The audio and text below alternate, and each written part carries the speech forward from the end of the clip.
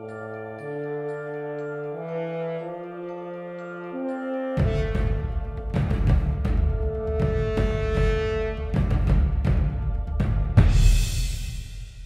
le bonjour internet et bienvenue dans cette vidéo où nous allons parler de l'effet témoin. L'effet témoin ou aussi ce que l'on appelle le syndrome Kitty Genovese.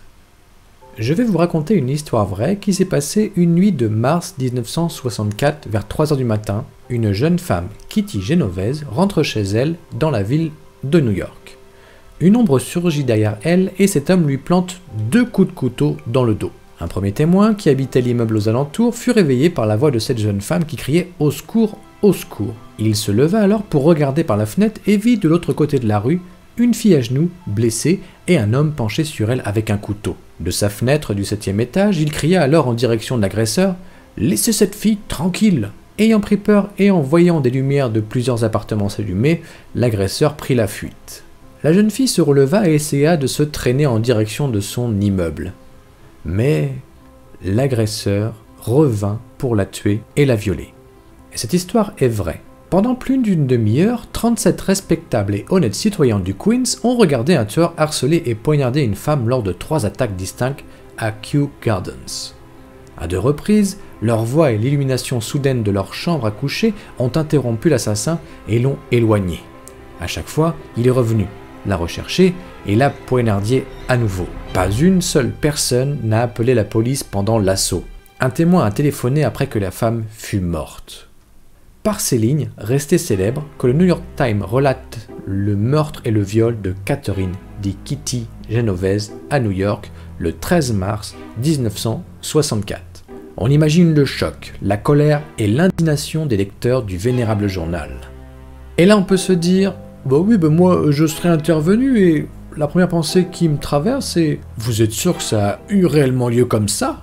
Après ce fait, s'ensuit un profond questionnement sur notre société impersonnelle et apathique, et une réflexion sur l'amélioration des systèmes de surveillance et d'alerte, et une ligne de recherche inédite en psychologie sociale sur l'effet négatif du groupe. A noter que le chiffre 37 ou 38, selon les recherches, sur le net a été gonflé par le sensationnel. Sur les 38 témoins, il y a eu 6 témoins oculaires, dont 3 qui ont vu la victime et l'agresseur en même temps. Cependant, le meurtrier a été appréhendé quelques jours après, en avouant ce meurtre, mais aussi 2 autres victimes violées et tuées à l'arme blanche également. Ce meurtrier meurt en prison le 28 mars 2016 à l'âge de 81 ans. Après vous avoir montré d'où venait la genèse de l'effet témoin, nous allons maintenant sur les expériences plus concrètes et qui nous toucheront plus, puisque moi je ne suis pas un meurtrier, mais je peux avoir quand même des réactions qui peuvent aller à l'inverse des principes sur mon propre comportement. Allons-y sur une explication et une expérience scientifique. Nous sommes 4 ans plus tard, en 1968, John Darley et Bibbs Latané, c'était inversé, excusez-moi, mon PowerPoint a du mal à marcher. Bref, ils élaborent une expérience démontrant pour la première fois cet effet, donc l'effet témoin. Leur expérience consiste à placer un individu seul dans une pièce en lui disant qu'il peut communiquer avec une autre personne par le moyen d'un interphone.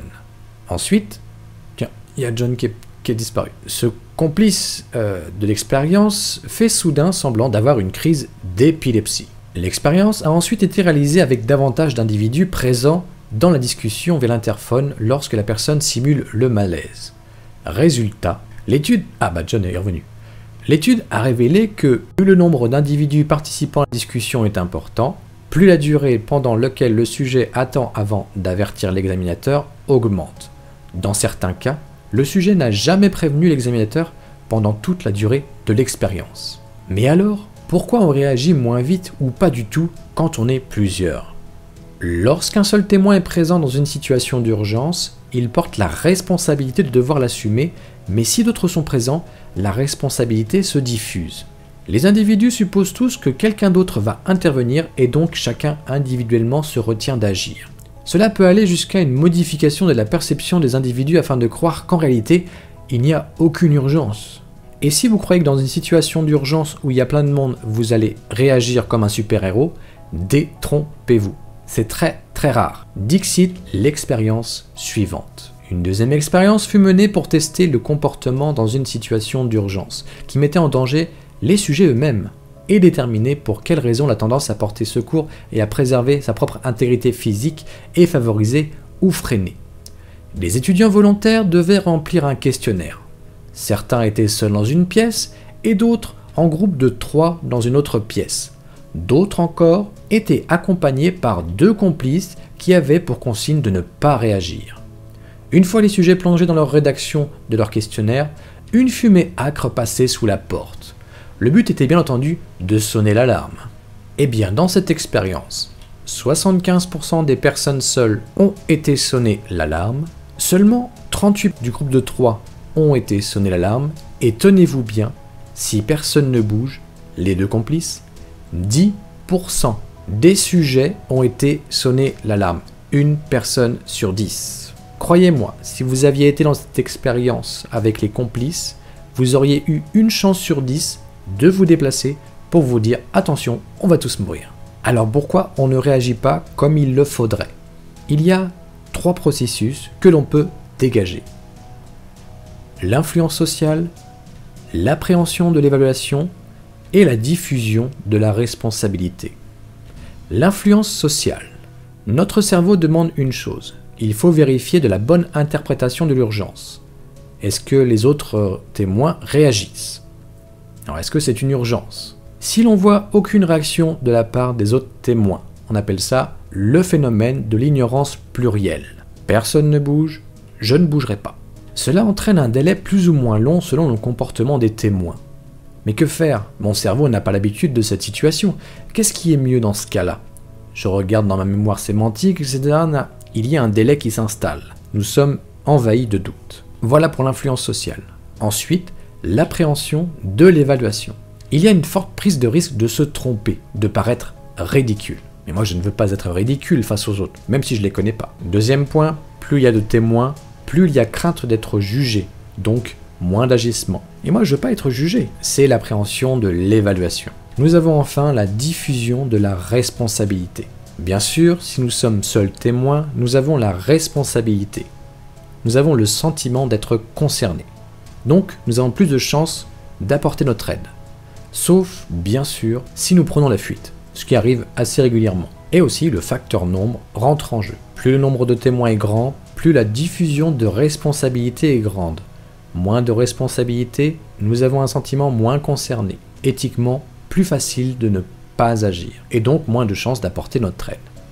Et ce processus est très actif dans la manipulation des foules, mais c'est un autre sujet. Pensez par exemple si vous étiez soldat dans un camp de concentration en 1942. Même témoin de ce qui se passe, la diffusion de la responsabilité entraînerait votre non-agissement de ce qui se passe. Résumons. On peut schématiser comme cela.